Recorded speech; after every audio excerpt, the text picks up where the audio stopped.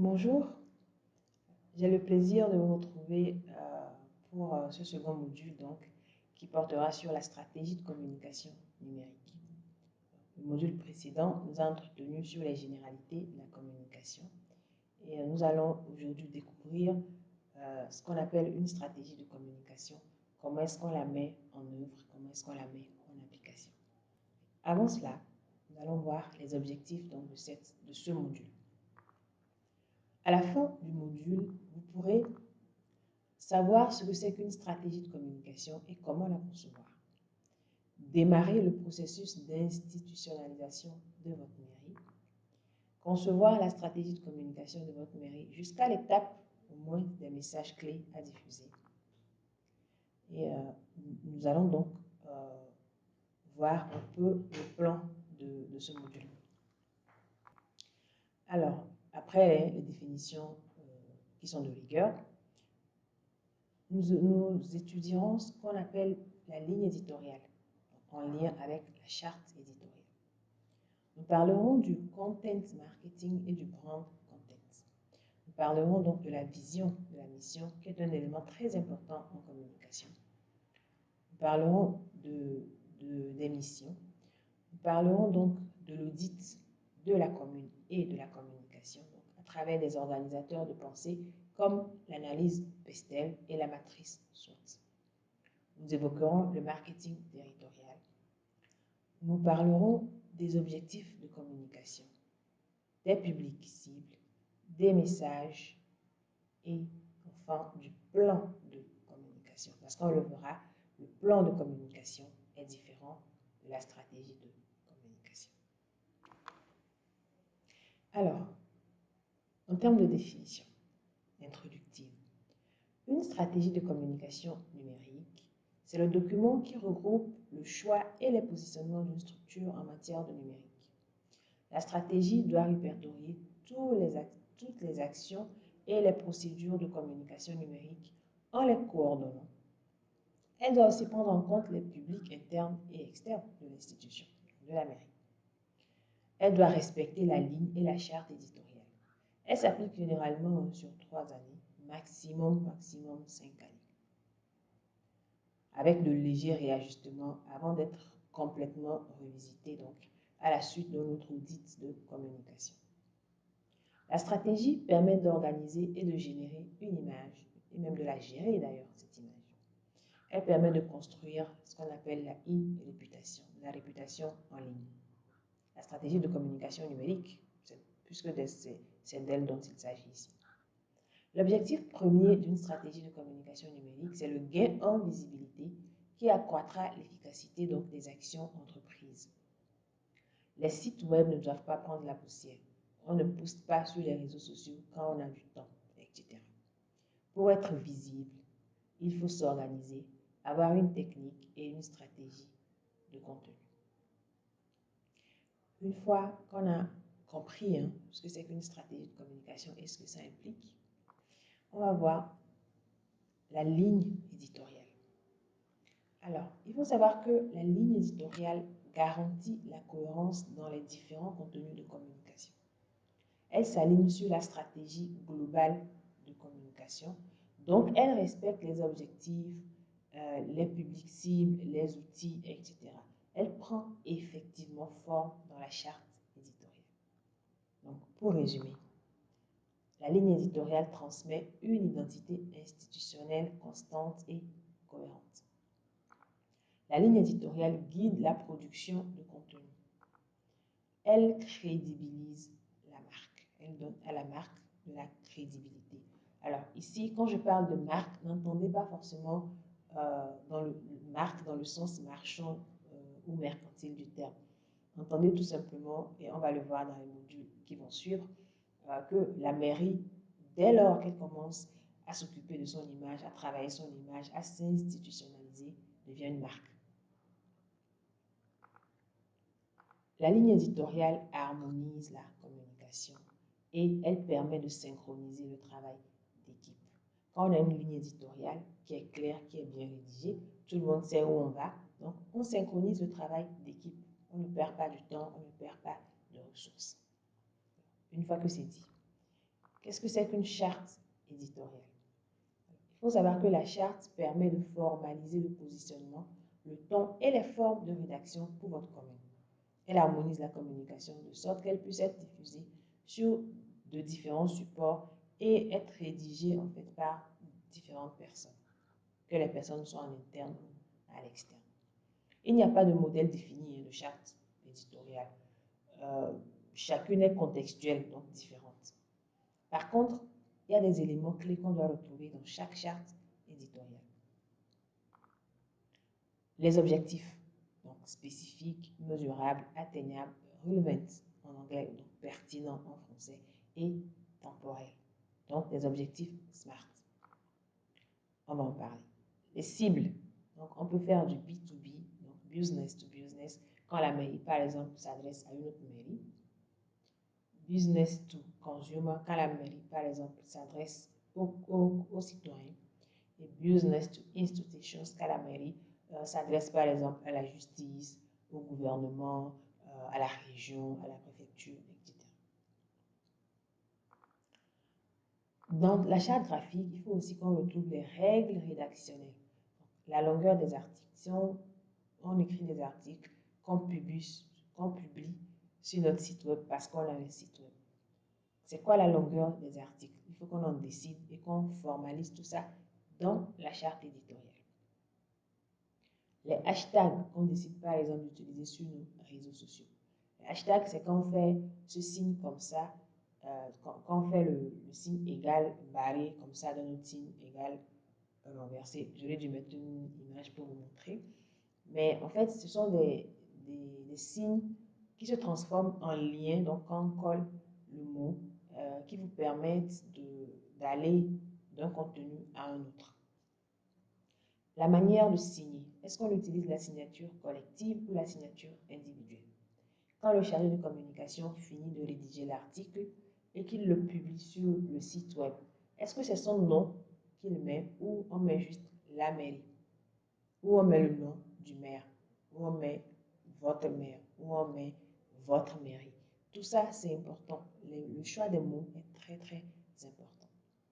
Toujours dans la charte, il faut qu'on retrouve le ton et le style. Est-ce qu'on est plutôt amical, plutôt sérieux? Est-ce qu'on est drôle? Est-ce qu'on est familier? Est-ce qu'on est vulgarisateur? Quel est le ton et le style qu'on utilise pour discuter, enfin pour s'entretenir, pour échanger, pour communiquer avec nos différentes parties prenantes?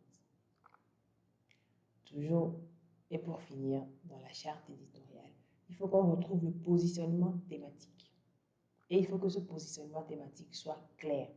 Donc, le choix des thèmes et des sujets à traiter. Il y a des sujets incontournables pour une mairie, mais après, pour faire justement du content marketing dont on va parler tout à l'heure, la mairie peut décider d'aborder d'autres sujets pour intéresser un certain public qui a envie d'en savoir plus sur ces sujets.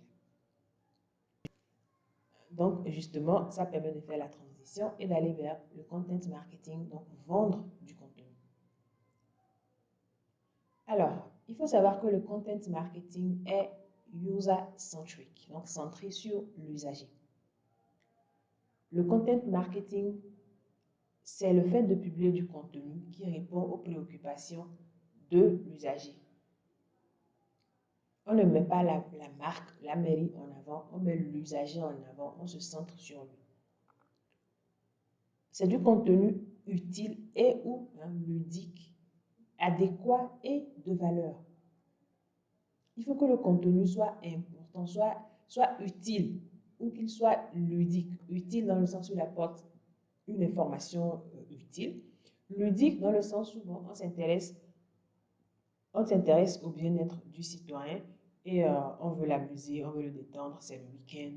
Qu'est-ce qu'on peut faire pour détendre les gens, pour détendre l'atmosphère? Quel contenu on peut publier pour faire rire les gens? Voilà. Il faut que le contenu soit adéquat. Ça veut dire que le contenu doit s'adapter aux cibles et le contenu doit être de valeur. La marque s'efface en fait dans le content marketing pour faire place aux besoins de l'usager. On va ensuite parler du brand content ou de la vente de la marque. Je vous disais tantôt, que la marque, la mairie devient une marque dès lors qu'elle commence à travailler son image. Donc, le brand content est brand centric. Ça veut dire que c'est centré sur la marque, c'est centré sur la mairie. C'est du contenu plutôt publicitaire. Donc, on fait la publicité de la mairie, ce qu'on fait de bien, ce qu'on apporte de plus, ce qu'on apporte de positif. En fait, on attire les lumières du projecteur sur la mairie. La marque se met fortement en avant et le contenu, en fait, dans le brand content, vante les mérites de la commune qui devient donc une marque.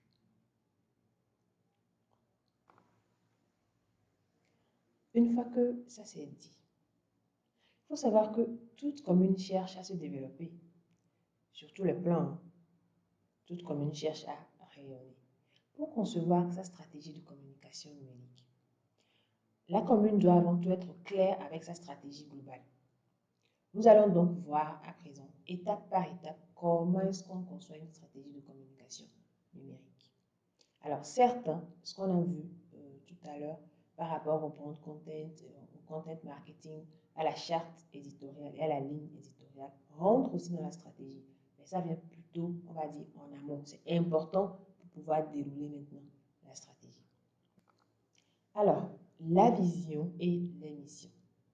Il faut pouvoir répondre clairement à un certain nombre de questions précises.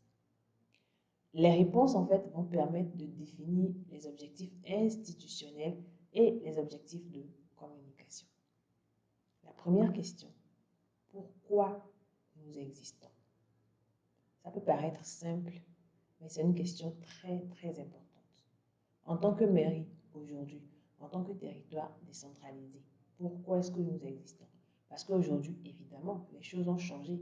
On était des délégations spéciales, aujourd'hui, ce n'est plus le cas. Nous sommes des mairies de communes. Pourquoi est-ce qu'on existe? Il faut pouvoir répondre à la question, que voulons-nous dire aux gens? Okay. Une fois qu'on a compris pourquoi on existe et qu'on a communiqué pourquoi on existe, il faut qu'on leur dise aussi ce qu'on veut leur dire. Qu'est-ce qu'on veut dire aux gens? La troisième question, c'est que faisons-nous? Et oui, aujourd'hui, en tant que territoire nouvellement décentralisé, qu'est-ce qu'on fait? Et en quatrième position, où voulons-nous aller? C'est ça qui va vraiment faire transparaître la vision. On veut aller où avec les gens? C'est très important. Après la vision et donc les missions, on va passer à l'audit de la commune et de la communication. Il faut savoir que l'audit, c'est la première étape de toute action. Auditer la commune elle-même permet d'auditer la communication et de l'améliorer.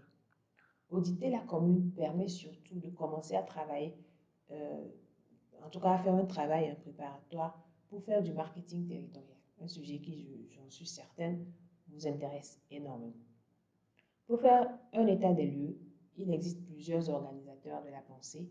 On va ici évoquer deux organisateurs de la pensée. L'analyse Pestel et la matrice SWOT. Alors, état des lieux de la commune et de la communication. Analyse Pestel. Alors, Pestel, c'est un acronyme qui veut dire P pour politique, E pour économique, S pour social, T pour technologique, E pour environnemental et L pour légal. Pestel. Mais concrètement, comment est-ce que ça se matérialise? Donc, le P pour politique. Ensemble des décisions prises à l'échelle nationale ou internationale. Donc, des décisions politiques qui agissent directement ou indirectement sur votre commune. E pour économique. État de santé macroéconomique qui oriente les tendances des usagers. S pour social. L'évolution du style de vie des populations et de leurs caractéristiques. Donc, ce qui va influencer leur comportement et donc forcément influencer votre manière de communiquer, votre manière de fonctionner en tant que mairie, parce que là, nous sommes dans l'analyse Pestel de la commune, donc de la mairie. T pour technologique, donc l'ensemble des projets, des progrès ou même d'ailleurs des projets aussi technologiques et des innovations qui influencent votre commune. E pour écologique, donc c'est l'ensemble des lois et contraintes écologiques pour la préservation de l'environnement, la préservation donc du développement durable et tout ce que ça implique pour vous en tant que commune. Et le L pour législatif ou légal, donc c'est l'évolution de la réglementation autour des sujets qui intéressent ou qui touchent la commune. Donc l'évolution de tout ce qui est légal, législatif, autour donc de votre existence en tant que commune, en tant que mairie. Voilà. Donc après, donc, il faut comprendre que c'est des éléments en fait à lister. Donc, dans la partie politique, on réfléchit quels sont tous les événements politiques qui agissent sur nous. Dans la partie économique, sociale, technologique, écologique et légale, pareil. On réfléchit et on trouve les éléments qui agissent sur nous en tant que commune et en tant que mairie. Ensuite, on va voir la matrice SWOT. L'analyse SWOT permet de pouvoir capitaliser sur ses forces, éliminer les faiblesses, transformer les opportunités en force et transformer les menaces en opportunités. Alors, c'est quoi le SWOT? SWOT, c'est en anglais, c'est aussi un acronyme. Donc, S pour Strength, donc force en français. W pour Weaknesses, faiblesse en français. Opportunities, opportunité en français.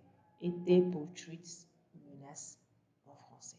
Donc, vous allez comprendre que la matrice SWOT permet donc d'analyser, de relever ses forces, ses faiblesses, ses opportunités et ses menaces. Donc, en tant que commune, quelles sont vos forces, quelles sont vos faiblesses, quelles sont vos opportunités, quelles sont vos menaces.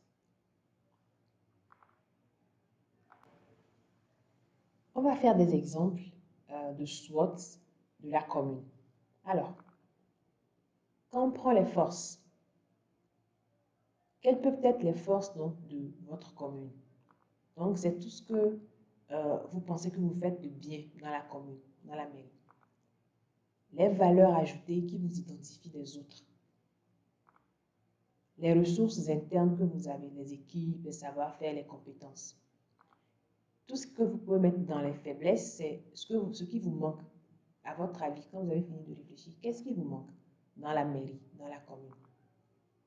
C'est quoi la limitation des ressources? Est-ce que vous avez un budget pour faire des routes? Bon, après, ce n'est pas forcément une compétence des communes, en tout cas pas pour le moment, mais c'est un exemple. Est-ce que vous avez un budget pour construire des bibliothèques, pour construire des marchés? Qu'est-ce qui vous manque?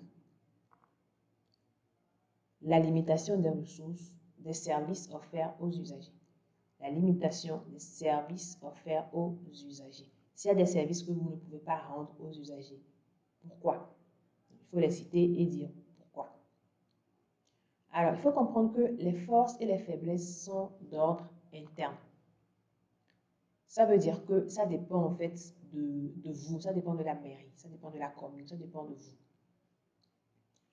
Maintenant, dans les opportunités, qu'est-ce qu'il faut mettre? Les avantages de la décentralisation pour vous. C'est une opportunité parce que ce n'est pas de votre fait, c'est externe à vous, mais ça vous impacte. Donc, c'est quoi les avantages de la décentralisation pour vous? Qu'est-ce que votre commune possède de spécial? Est-ce que vous avez des infrastructures, des routes, une bonne connexion Internet, les antennes relais, etc. Donc, après les opportunités, quelles peuvent être les faiblesses, les menaces donc, de votre, en tout cas à l'encontre de votre commune, de votre mairie? Les compétences limitées. S'il y a des compétences que l'État ne vous a pas encore transmises et donc qui vous limitent, c'est donc une menace. Ce n'est pas de votre fait, vous subissez, mais ça peut être une menace. Les infrastructures qui vous manquent. Il n'y a pas assez de routes, on n'a pas la connexion Internet, on n'a pas une bonne couverture réseau. Tout ça, ce sont des infrastructures manquantes, ça peut être des menaces. La nature, le climat, si vous avez un climat plutôt aride et que c'est un peu compliqué, la nature est assez, n'est pas très très clémente, c'est une menace. Voilà, donc tout ça, c'est externe parce que ce n'est pas de votre fait, ça ne dépend pas de vous. C'est à vous maintenant de savoir, ça se travaille, hein. Donc, comment est-ce que vous pouvez transformer tout ce qui est menace en opportunité, tout ce qui est opportunité en force, euh, profiter pleinement de tout ce qui est force et éliminer donc les faiblesses. Une fois qu'on a fini le SWOT de la commune, on va passer au SWOT de la communication. Donc, en force, ce que vous faites de bien en communication, les outils que vous avez, les compétences internes en communication, les ressources disponibles. En faiblesse, ce que vous ne faites pas, ce que vous devez améliorer, les compétences que vous n'avez pas, les ressources que vous n'avez pas. Donc, on comprend que jusque-là, tout ça, c'est de l'ordre de l'interne.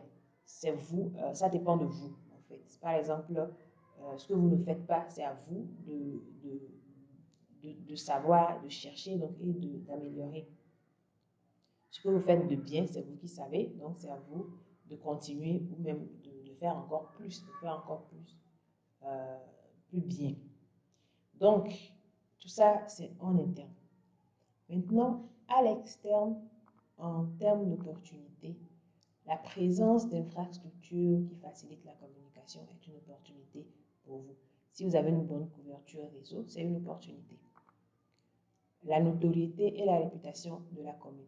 Il y a des communes qui sont déjà très bien connues, qui ont une bonne réputation. En termes de menaces, absence d'infrastructures qui facilitent la communication. Perception que les gens ont de la commune. Et vous allez comprendre que tout ça, c'est de l'ordre de l'externe. Alors, il est possible de faire une analyse en fait croisée entre le SWOT et le PESTEL. Dans notre tableau ici, en haut, nous avons le SWOT. Donc, en interne, les forces et les faiblesses. À l'externe, les opportunités et les menaces. Ici, nous avons les éléments PESTEL, politique, économique, socio-culturel, technologique, environnemental et légal. Donc, vous prenez un élément, vous analysez. Est-ce que c'est un élément politique? Est-ce que c'est un élément environnemental? Supposons que ce soit un élément environnemental. On se rend compte que on est très vert. Il y a beaucoup d'arbres, beaucoup de verdure. Nous sommes une commune très très verte. Alors, déjà, on sait que c'est environnemental, donc c'est quelque part ici, sur cette ligne-là, forcément. Est-ce que vous suivez? C'est environnemental, c'est forcément quelque part sur cette ligne. Maintenant, où précisément parmi les 4 colonnes? Est-ce que c'est force? Est-ce que c'est faiblesse? Est-ce que c'est opportunité? Ou est-ce que c'est menace? Donc, on dit que nous sommes une commune très verte. Donc, sur le plan environnemental, c'est quelque chose de très important. Mais où est-ce que ça se place? Alors, d'emblée, effectivement, on sait que c'est de l'externe. Pourquoi est-ce que c'est de l'externe?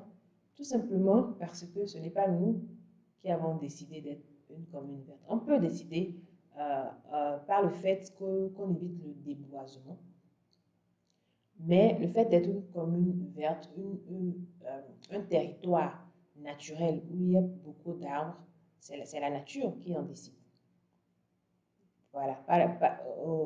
Par exemple, en comparaison avec les territoires montagneux, vous comprenez que c'est la nature qui en décide, donc c'est de l'externe. Et maintenant, effectivement, c'est une opportunité.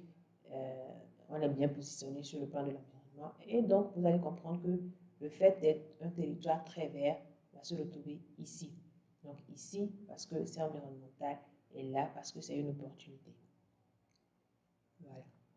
Maintenant, sur le plan légal, une loi, donc la loi dont on a parlé dans un des modules précédents, la loi donc 2019-006 qui rend obligatoire le fait de communiquer et de rendre compte aux citoyens.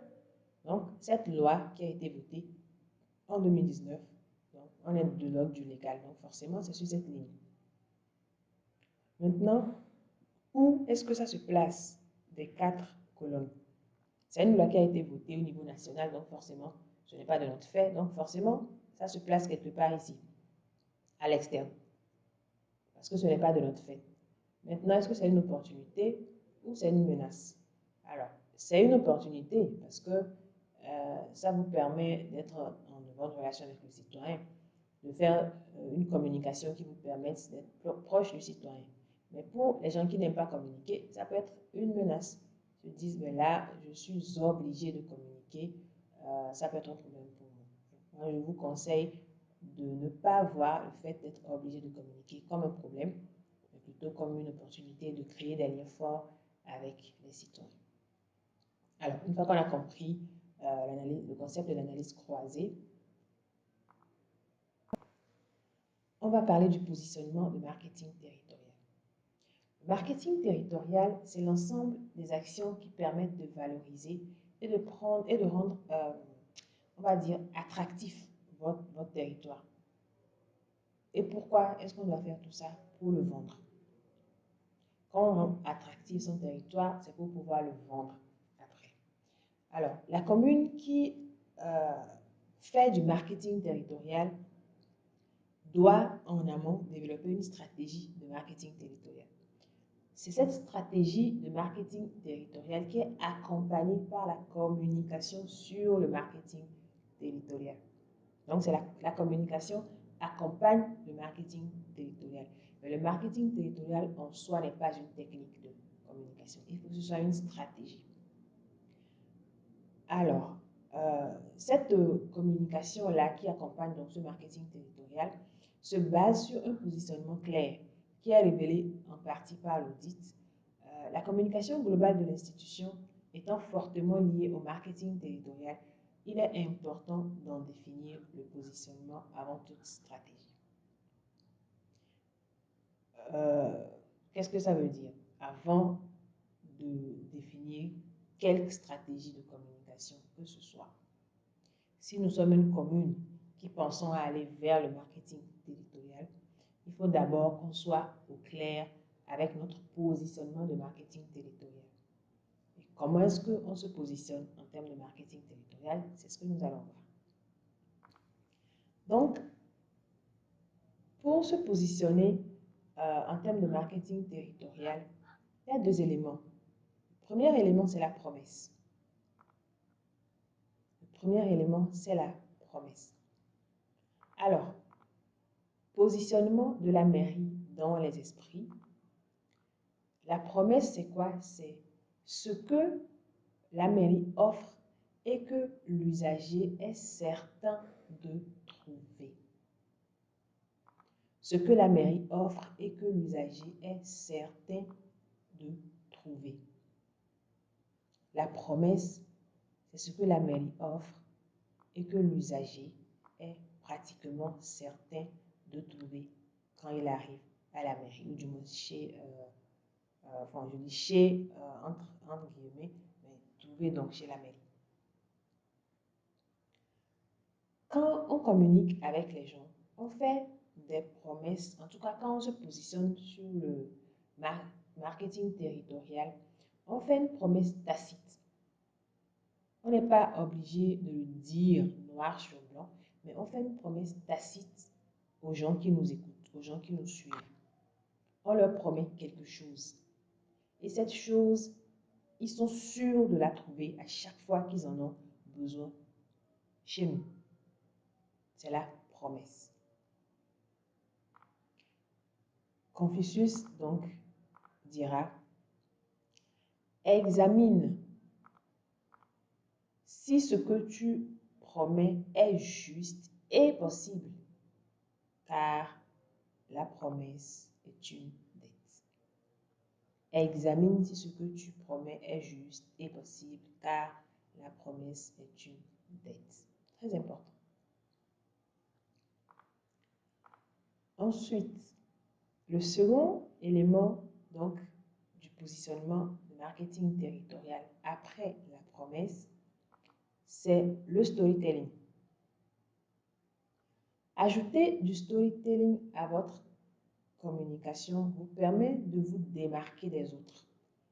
Ça vous permet aussi de consolider son positionnement et de créer un lien plus fort avec les citoyens. Le storytelling, ou ça s'appelle encore communication narrative, c'est l'art de raconter une histoire. Pour faire du bon storytelling, il faut 1. Identifier sa ou ses cibles. 2. Définir les valeurs à transmettre donc par la narration, le fait de raconter. 3. Construire un récit cohérent. 4. Formaliser donc le récit. Et 5. Trouver les moyens de le diffuser, Alors, il y a quelque chose de très important quand on parle de storytelling. Et cette chose, c'est tout simplement l'émotion. En storytelling, l'émotion, en fait, est à l'honneur. Et on verra que dans le storytelling, il y a 4 aspects. Le premier aspect, c'est la probité. Donc, la sincérité, la vérité et la réalité. On développe une anecdote réelle. On parle avec son cœur. L'authenticité et le réalisme du vécu permettent la crédibilité. Donc, en storytelling, la probité est importante. Ensuite, la proximité. Secret, partage, empathie. Sentiment universel.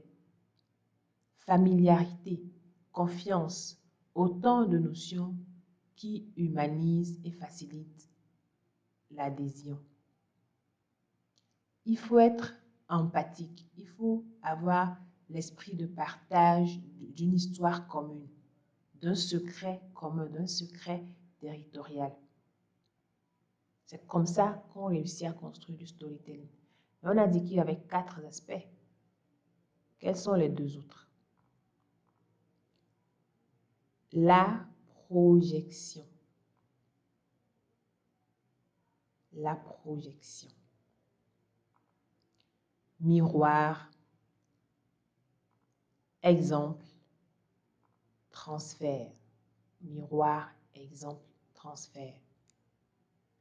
Analogie. On s'y voit, on se met à la place du héros ou de la victime et on se projette comme si cela nous arrivait. Il faut arriver à raconter l'histoire de telle sorte que la personne à qui on la raconte se voit à notre place. Pour finir, donc, le 4e élément, la promesse. Vous allez remarquer que la promesse revient dans les éléments du storytelling.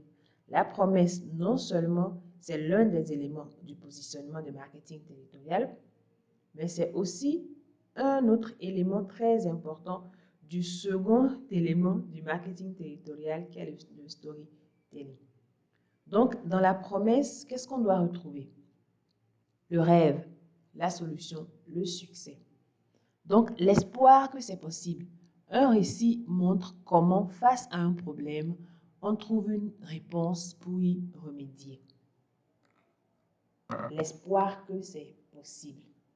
Il faut que notre storytelling montre que peut-être qu'on a eu un problème, mais qu'on a trouvé la solution et qu'on s'en est sorti. Alors, l'émotion, le fil rouge qui se plie en 4 pour devenir le storytelling. Il faut tout faire pour convoquer l'émotion dans son storytelling. C'est la base. Il faut que les gens puissent ressentir quelque chose, qui se sentent attachés, qui se sentent concernés par ce que vous leur dites. Alors, En parlant des objectifs de communication, il existe deux familles d'objectifs. Les objectifs basiques et les objectifs SMART. Les objectifs basiques sont au nombre de, on va dire, de trois familles.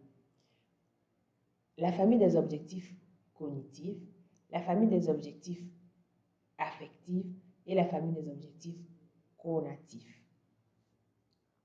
Une fois que l'on a déterminé donc ces objectifs basiques, il faut maintenant définir ces objectifs spécifiques de communication correspondant à chaque action.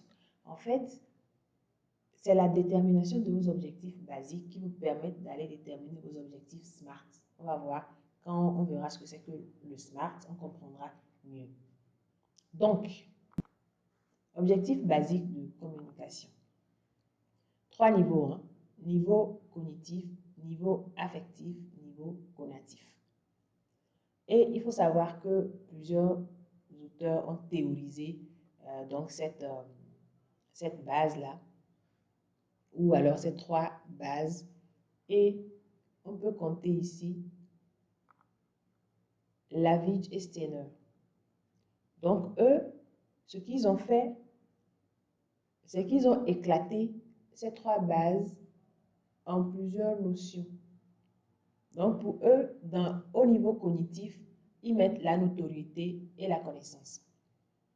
Au niveau affectif, ils mettent l'appréciation, la préférence, la conviction. Et au niveau comportemental, ils mettent l'achat.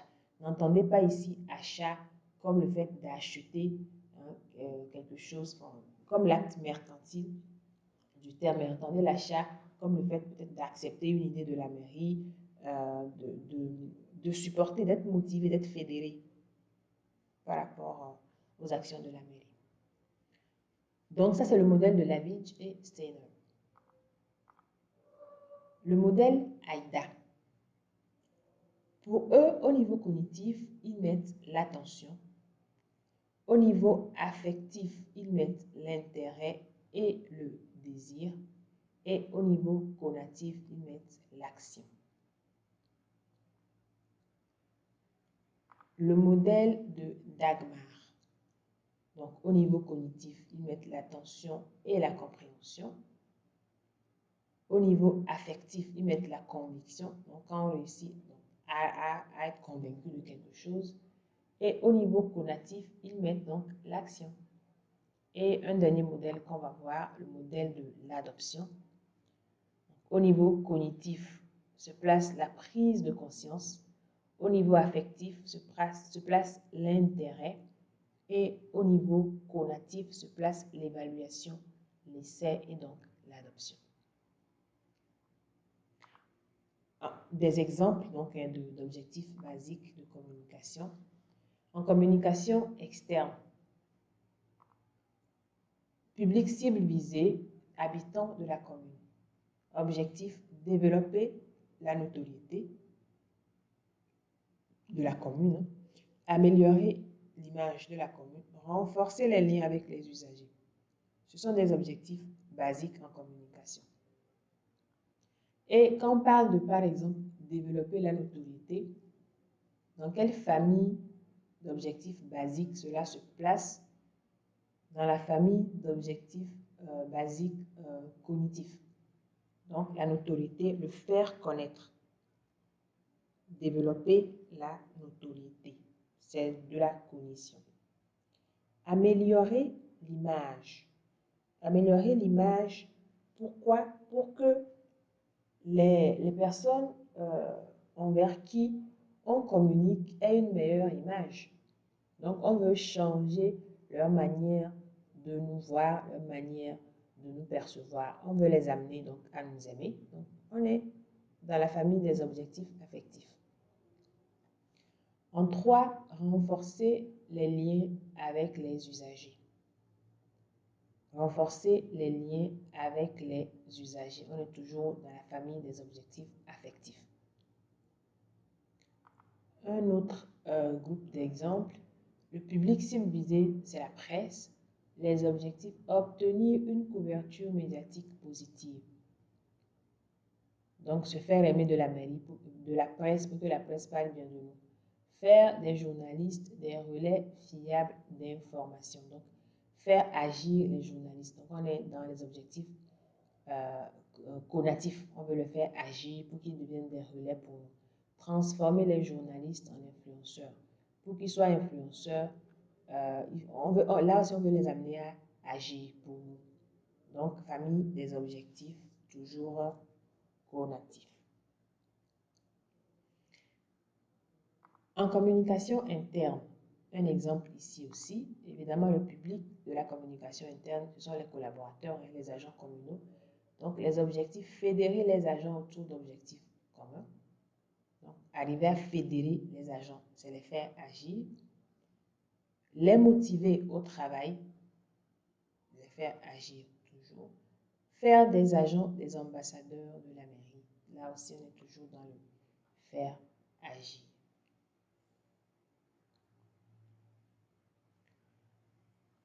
Une fois qu'on a parlé des objectifs basiques, on va parler des objectifs SMART. Alors, S pour spécifique, M pour mesurable, A pour atteignable, R pour relevant. Relevant, c'est en anglais. En français, ça veut dire pertinent. Et T pour temporel. Un objectif, au-delà d'être basique, en fait, quand c'est basique, c'est que ça repose sur l'une des 3 grandes bases des objectifs en communication. Maintenant qu'on a déterminé nos objectifs basiques, il faut qu'on les transforme en objectifs SMART. Donc, il faut que les objectifs soient spécifiques, donc reposer sur une base, mesurable, donc il faut que ça puisse être quantifié, atteignable, donc il faut pas que ce soit utopique, pertinent pour relevant, il faut que ce soit important, le résultat doit être important et il faut que ce soit temporel. Il faut que ce soit borné dans le temps. Donc, on va voir lettre par lettre ce que ça implique réellement.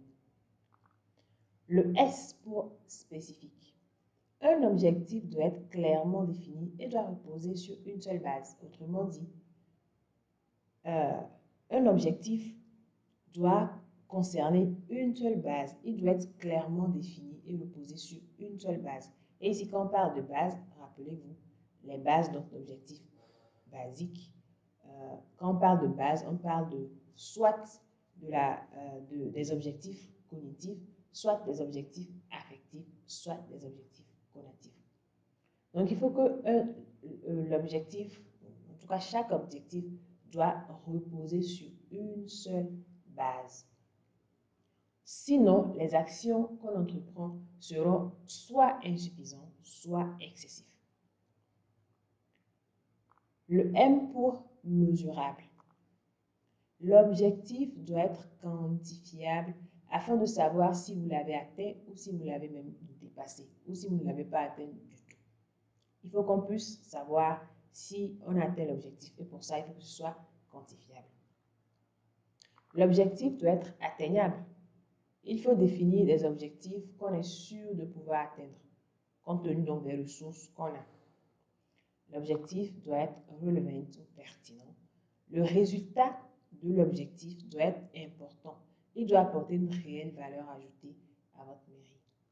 Et enfin, T pour temporel. Il faut fixer un délai à l'objectif. Cela permet de faire des progrès plus cohérents et plus significatifs. Cela évite aussi de faire de la procrastination. La procrastination, c'est le fait d'accumuler les tâches, de se dire je vais le faire après, je vais le faire après, et au fur et à mesure, les tâches s'entassent. Alors, une fois qu'on a fini de parler des objectifs basiques, SMART, etc., et tout ce qui précède, on va faire un petit jeu donc, par rapport à ces objectifs. J'ai mis, je vais mettre là sur l'écran des phrases et ça va être à vous de déterminer si ce sont des objectifs SMART ou si ce sont des objectifs basiques. Allez, on y va. De juin 2023 à juin 2024, faire venir 500 touristes dans notre ville. Effectivement, c'est SMART. Pourquoi? Parce que pour le S de spécifique, l'objectif repose sur une base, on dit de juin 2024, de 23 à juin 2024, faire venir. Faire venir, donc on est dans l'action. Donc c'est la base conative, faire venir, faire agir. Donc, pour le M, donc mesurable, 500 touristes. Donc on peut compter, on peut quantifier. Pour le A, donc atteignable, c'est sur une année. Donc 500 touristes, ce n'est pas du tout utopique. Pour le R, relevant, donc pertinent, effectivement, le résultat donc de cette action-là, de la venue de 500 touristes, c'est l'augmentation, du moins l'amélioration de l'économie. Donc oui, c'est important pour la commune. Et T pour temporel, on a dit de juin 2023 à juin 2024, donc une année. Donc c'est bien borné dans le temps, c'est SMART. Deuxième objectif, faire connaître tous les services de la mairie. Oui, c'est bien basique parce que on ne peut pas, c'est vrai que ça repose sur une base, ce qui est normal d'ailleurs, mais on ne peut pas mesurer, il n'y a rien pour mesurer, ce n'est pas quantifiable, on ne peut pas, donc comme ce n'est pas quantifiable, on ne peut pas savoir si c'est atteignable, ce n'est pas relevant, ce n'est pas pertinent, parce que quand on dit faire connaître tous les services de la mairie, oui, mais à quelle fin? Donc, ça, la pertinence reste à désirer et ce n'est pas temporel, on ne sait pas de quand à quand on veut faire connaître tous les services de la mairie. Donc effectivement, faire connaître tous les services de la mairie, dit comme ça tout simplement, ce n'est pas SMART, c'est basique. Objectif suivant, amener les touristes à aimer la commune. Je pense que maintenant vous êtes rodés, effectivement c'est basique. Faire découvrir tous nos services à 50% de nos concitoyens avant fin 2024. Donc effectivement c'est SMART, bravo. Faire connaître votre culture à l'international. Effectivement c'est basique. Bravo aussi. Enregistrer au moins 100 visiteurs uniques sur notre site web par mois de janvier à juillet 2024. Effectivement, on a tous les éléments de SMART. Donc, oui, c'est SMART. Donc, effectivement, comment est-ce qu'on fait pour trouver ces parties prenantes? Donc, le ciblage. On procède par segmentation d'abord. Vous remarquerez que ici, on a un public tout confondu. Et là, tout ce qui est violet est mis à part, tout ce qui est jaune à part, tout ce qui est vert à part et tout ce qui est orange à part. En effet, la couleur ici, c'est l'élément qui caractérise. Donc, c'est la caractéristique sur laquelle on se base pour faire la segmentation, ici. Et vous allez comprendre que quand on parle de couleur, c'est un exemple pour pouvoir illustrer, mais ce n'est pas sur ces critères qu'on va segmenter. On ne peut pas segmenter sur la couleur. Voilà. Par rapport à ça, je vais vous présenter donc dans la slide qui va suivre un ciblage qui est assez général, mais qui a une bonne base. Donc, c'est une segmentation qui a été faite en 2020 par Vincent Rollin. Il a déterminé 17 grands segments de marché qu'on peut étudier. Donc, les consommateurs, les touristes, les visiteurs d'affaires, les gens qui viennent participer à des événements professionnels, les événements festifs et culturels, les habitants, les populations actives ciblées, parce que on peut avoir 500 personnes, mais dans les 500, il n'y a que peut-être 300 qui soient actives. Donc, la population active, c'est celle qui est jeune, qui travaille. Donc, les entrepreneurs et les artisans, mais aussi les commerçants, les entreprises, les exportateurs, les étudiants, les connecteurs ou utilities. Là, c'est les transports. Par exemple, quand vous prenez Gozim, quand vous prenez Sotral, ce sont des gens qu'on appelle, des structures qu'on appelle des connecteurs ou des utilities. Activité temporaire. S'il y a peut-être dans votre mairie quelque chose qu'on fait une fois chaque année, une fois chaque 2 années, qui regroupe des gens, c'est une activité temporaire.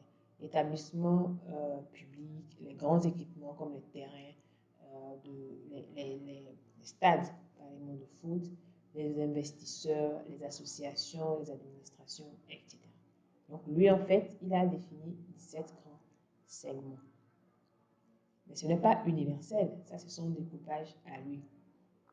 Là, c'est un découpage que j'ai fait pour vous montrer un peu, si on revient plus précisément dans notre contexte.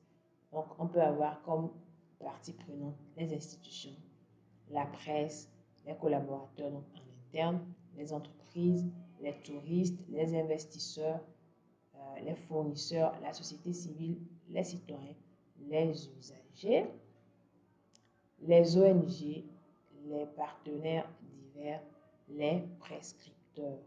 On appelle prescripteur quelqu'un qui encourage notre personne à accepter ou à acheter ce que vous proposez, quoi. Donc, l'offreur arrive à convaincre le prescripteur qui lui convainc l'acheteur d'acheter. Donc, vous allez remarquer qu'ici, le prescripteur, il dit c'est bon, il a le pouce levé, donc c'est bon, tu peux acheter. Donc, les prescripteurs, en fait, sont des influenceurs. Alors, une fois que ça c'est fait, il faut qu'on sache déterminer concrètement les publics cibles. Là, on a déterminé les parties prenantes, les différentes parties prenantes qu'une mairie peut avoir.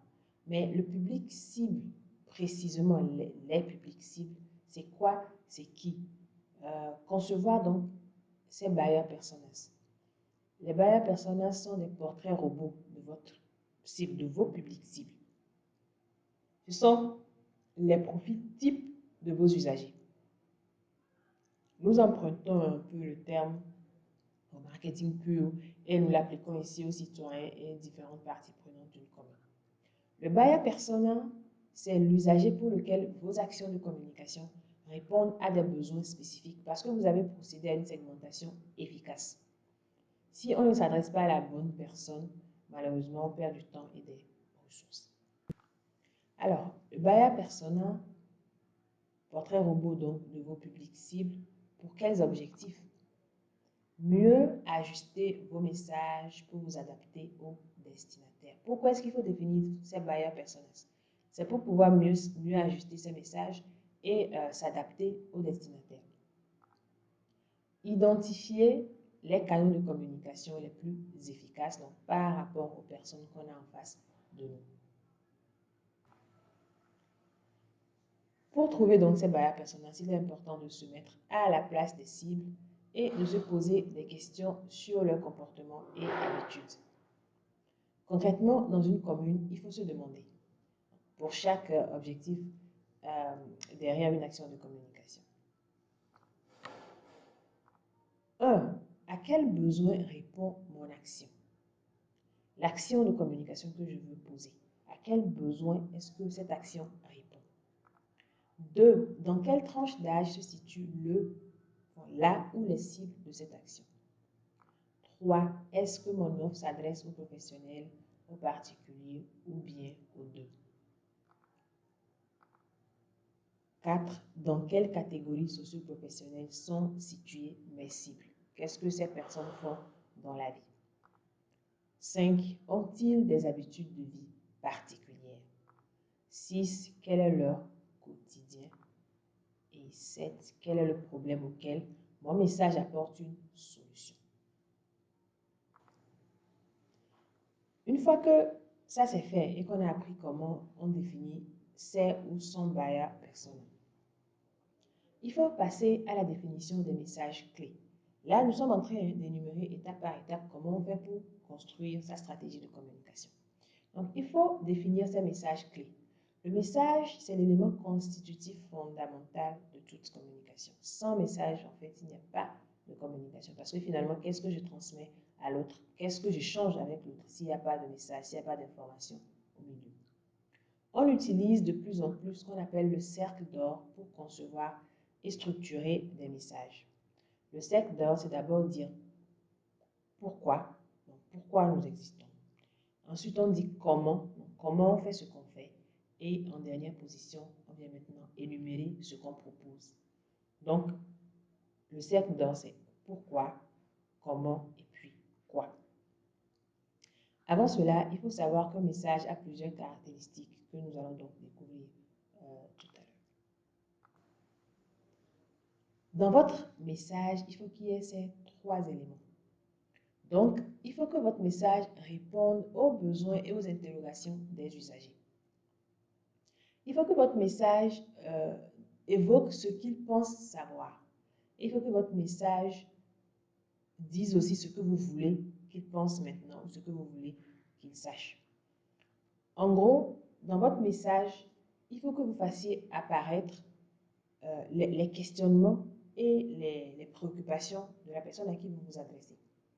Et il faut que vous fassiez allusion à ce qu'il pense, donc ce sur quoi vous voulez travailler. Et il faut que vous fassiez aussi, là, pas allusion, mais il faut que vous disiez, que vous ameniez clairement donc ce que vous voulez que la personne sache. Prenons un exemple avec le paiement des taxes. Donc, quand on fait un spot pour dire aux gens qu'il faut payer ses taxes, il faut d'abord évoquer le fait que les gens pensent que ça ne sert à rien de payer les taxes parce que ça ne les avantage pas. Donc, il faut évoquer ce fait dans le spot. Ensuite, après, on n'est pas obligé de le dire comme ça. On peut trouver, il y a des moyens plus subtils, mais il faut quand même les amener ces éléments-là dans le spot.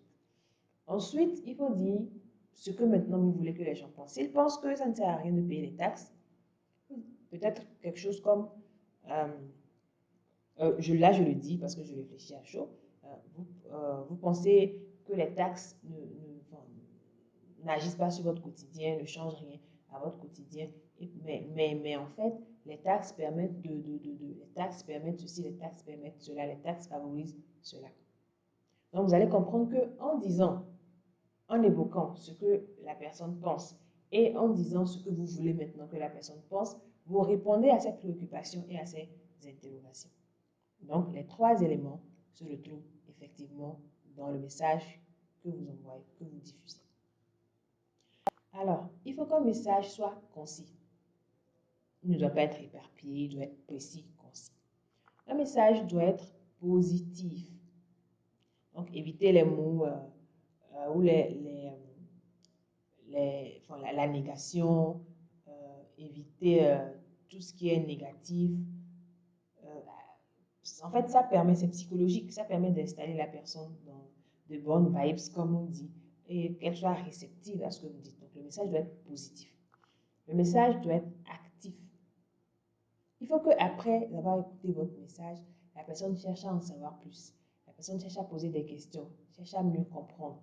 Il faut qu'il y ait une action derrière. Il faut qu'il y ait une action derrière. Le message doit être positif parce qu'il a amené quelque chose de vraiment important, une réelle valeur ajoutée. Donc, la personne a envie d'en savoir plus. Il faut que votre message soit spécifique. Ne pas regrouper 1000 messages en un message. Il faut qu'il soit spécifique, simple. Et il faut que votre message soit court, pas très long. Maintenant, sur justement le fait que le message soit court ou moyen ou long, c'est relatif. Pourquoi? Parce que ça dépend du sujet que vous abordez et de la personne à qui vous parlez. Alors, notez bien, il faut faire attention à la distorsion de message. Il y a une différence entre le message voulu, le message transmis et finalement le message reçu. Rappelez-vous, dans le module précédent, on parlait de la perception que chacun a d'un message ou des choses en général et on disait que pendant que j'ai le message dans ma tête, il est à 100%. Mais il fait un parcours et finalement le message, ce qui reste, le message résiduel est à 10%. Donc il y a une différence, en tout cas il y a une distinction entre ce que je veux dire, entre ce que je dis finalement et ce que l'autre reçoit. Alors, toujours dans les caractéristiques d'un message. Un message doit être clair, c'est-à-dire compréhensible. Un message doit être simple. Donc, il faut utiliser des mots simples. Il doit transmettre une seule idée. Ne pas regrouper 1000 messages en un message. Le message doit faire directement référence à l'essentiel. Donc, aller à l'essentiel. On ne doit pas être répétitif, donc éviter les répétitions. Dans une même phrase, dans une même vidéo, 10 000 fois la même chose. Alors, le cercle d'or qu'on a annoncé tout à l'heure.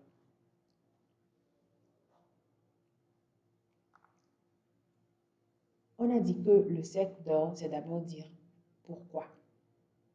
Donc, énoncer les raisons de votre existence en tant qu'institution. Dire en quoi les services que la mairie offre sont importants dans la vie des usagers. Dire le comment. Donc, expliquer comment vous procédez dans votre mairie pour satisfaire les usagers. Et dire le quoi. Dire clairement ce que vous proposez comme service. Donc, pour rendre visible le cercle en question, on se rend compte que on a donc le quoi, on a le comment et on a le pourquoi en rouge, on a le comment en vert et en bleu, on a le quoi. Donc, on énonce clairement ce qu'on propose. Il faut faire très attention à un détail. D'ailleurs, ce n'est pas forcément un détail, c'est très important. On ne doit pas confondre le message et le slogan. Le slogan, c'est une accroche, un leitmotiv, une formule courte et concise qui frappe. Et évidemment, ça n'a pas les mêmes caractéristiques que le message. On va voir ça concrètement. Ici, vous avez donc deux portions de texte. Là, en vert, l'expertise au service de la solidarité internationale. Et dans le rectangle jaune, pourquoi raison d'être, comment transparence, des experts hautement qualifiés, une présence sur 3 continents, 9 délégations. Et dans le quoi, nos domaines d'intervention.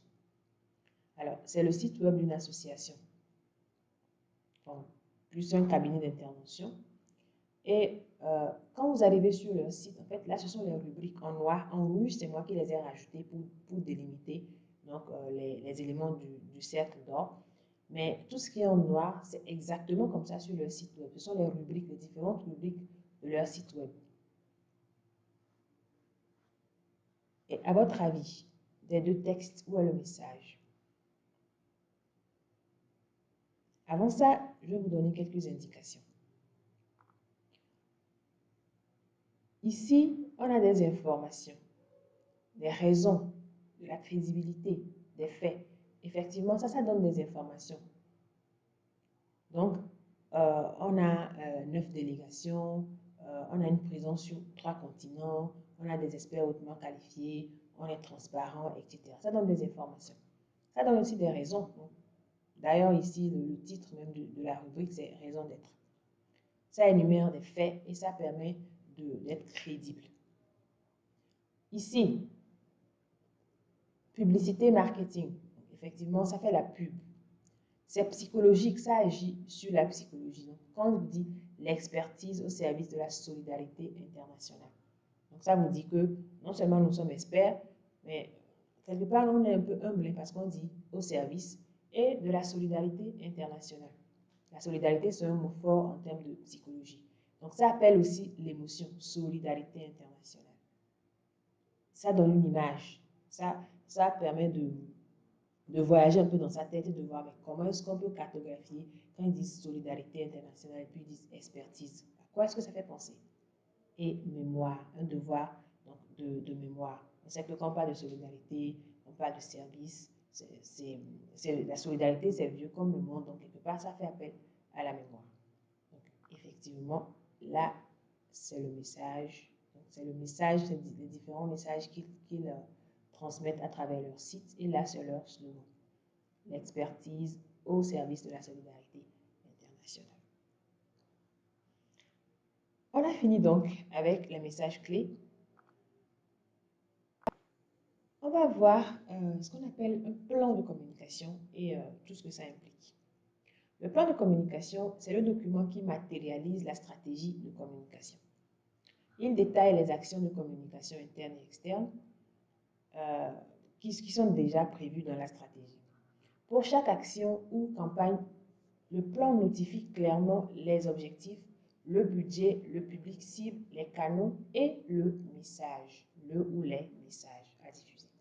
Il résume actualise et contextualise la stratégie pour chaque campagne de communication.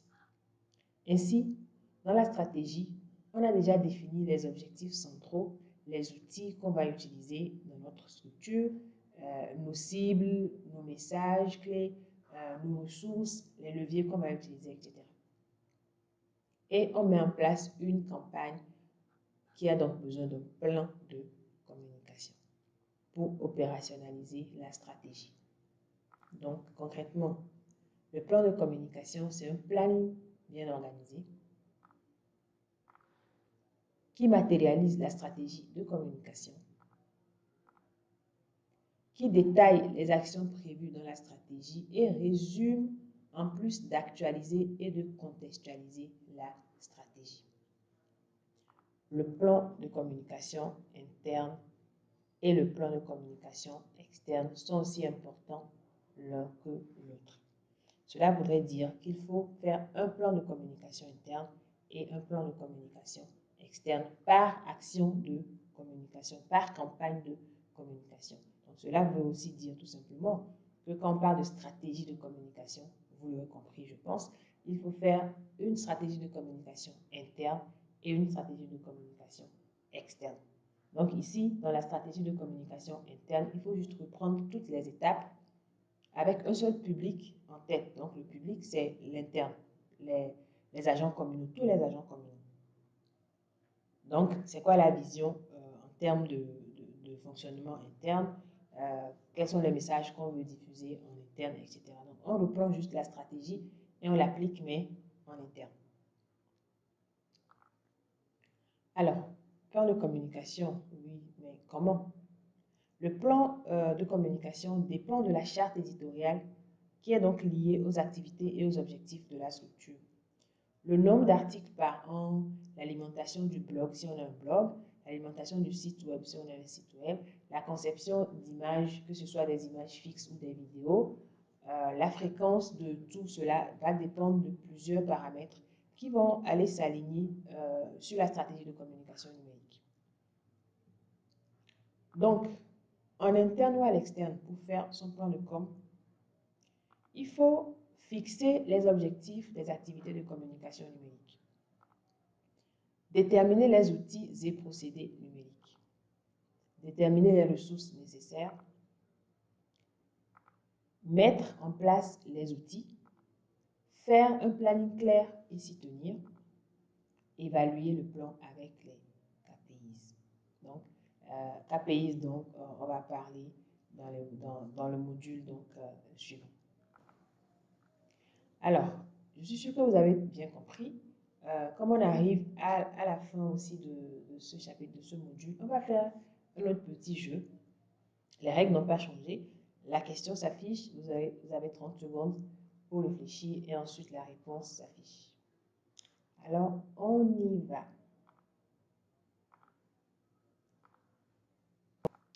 Première question, le message est l'élément qui constitue toute communication. Le cercle d'or.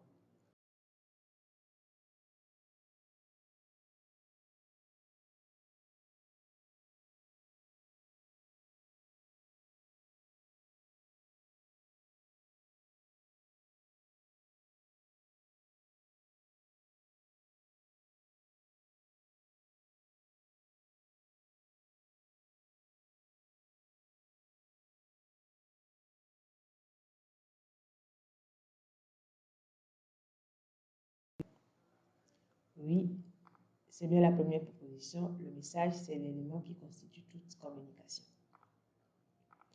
Deuxième question, une organisation doit avoir un seul message.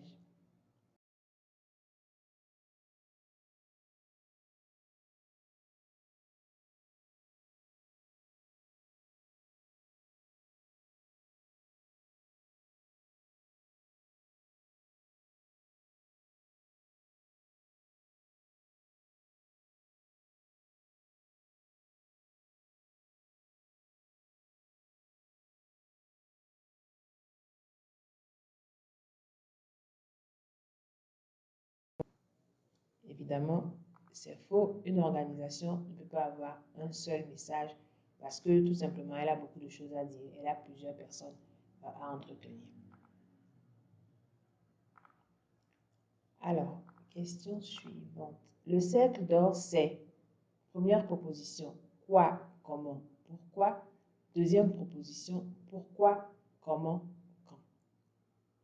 Pourquoi, comment, quoi.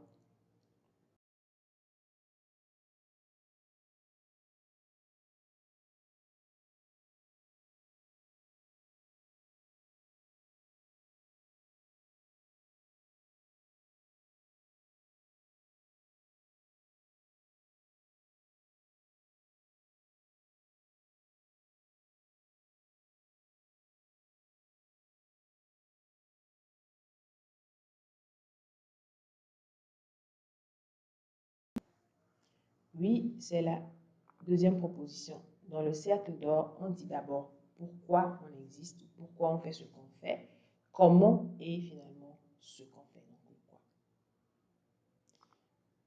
Question suivante. Une organisation peut avoir plusieurs slogans, vrai ou faux?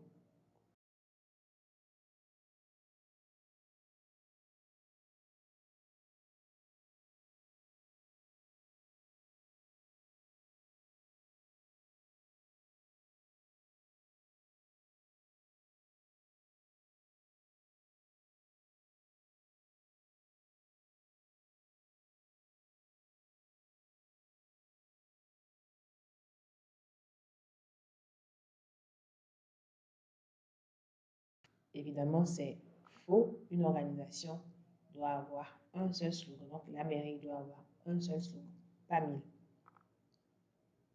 Question suivante. Dans le pourquoi du cercle d'or, on doit donner les raisons de notre existence.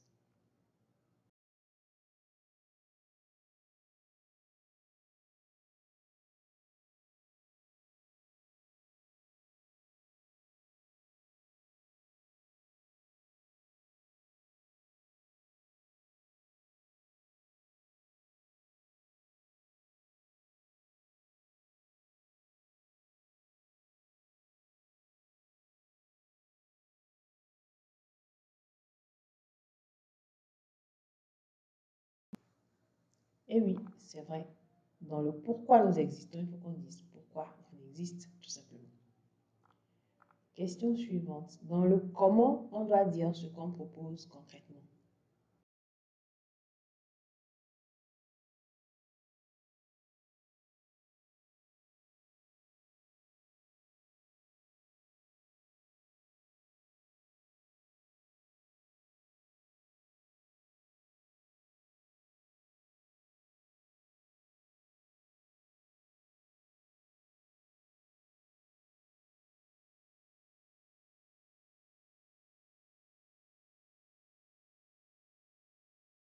Non, c'est faux. C'est dans le quoi qu'on dit ce qu'on propose. Dans le comment, on dit comment, justement, on compte faire pour satisfaire les usagers. Question suivante. Le slogan est le message.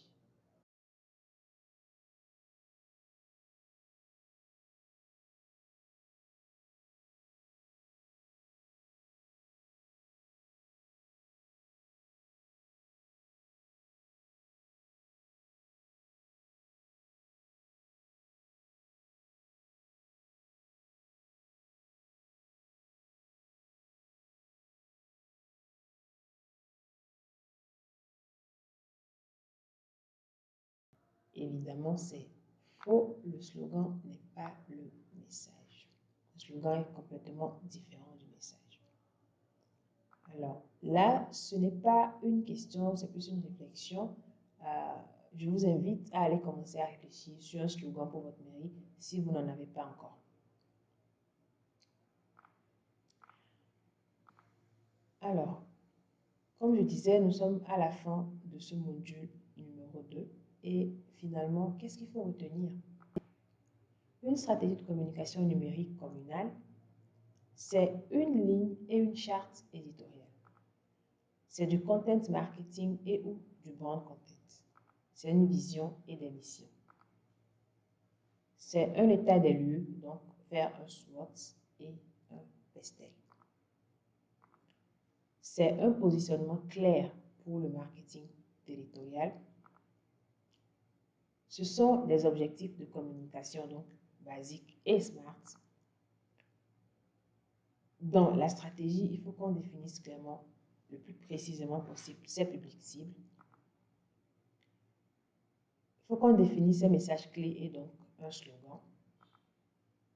Et il faut que on ait les outils et leviers d'action, ce que nous verrons donc dans le module suivant. Alors, cher public, nous venons de finir donc ce chapitre sur la méthodologie de la stratégie de communication. Dans le module suivant, effectivement, il sera question des outils numériques à intégrer dans sa stratégie et, et des différents leviers qu'on doit utiliser ou qu'on peut utiliser donc en plus des outils. Je vous dis à bientôt pour la suite.